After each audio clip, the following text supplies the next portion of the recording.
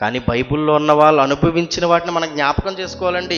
ఎవరు ఎన్ని మాటలు మనల్ని అన్నా ఒక్కసారి బైబిల్ దగ్గరికి వచ్చి బైబిల్లో ఉన్న ఒక యోబు గారినే కానీ, బైబిల్లో ఉన్న ఒక అపోస్తలుడైన పౌలు గారినే కానీ, బైబిల్లో కనిపిస్తున్న ఒక లాజరు గారినే కానీ, బైబిల్లో శ్రమలు అనుభవించిన ఎంతో మంది భక్తులు మనకు కనిపిస్తున్నారు. ఎన్నో బాధలు, ఎన్నో ఇబ్బందుల వల్ల ఎన్నోసార్లు అరణ్యంలోకి వెళ్ళిపోయిన ఒక దావీదు గారే కానీ, వీళ్ళందరినీ కూడా ఒక్కసారి జ్ఞాపకం చేసుకోండి. మనకొచ్చే శ్రమలను ఒక్కసారి జ్ఞాపకం చేసుకోండి. దాని ముందు అసలు ఈ శ్రమలుగా కనిపిస్తాయా, ఈ బాధలుగా కనిపిస్తాయా మనం అనుభవించేయి? అయినా సరే దేవుని సన్నిధికి రావడానికి ఎందుకు ఆలోచిస్తున్నాం? దేవుని సన్నిధిలో కొద్దిసేపే కదండి మనం వాక్యం వినేది, మహా అయితే గంటన్నర, ఆ తర్వాత ఇంటికి వెళ్ళిపోతాం. ఇది కూడా రావడానికి అశ్రద్ధ చేస్తే దేవుడు వదిలేస్తాడు? ఆలోచించండి. ఎంత అనుకూలమైన పరిస్థితి ఇచ్చిన దేవుడు, నువ్వు దేవుని వాక్యం వినకపోతే, దేవుని కోసం బతకపోతే ఊరుకుంటాడా?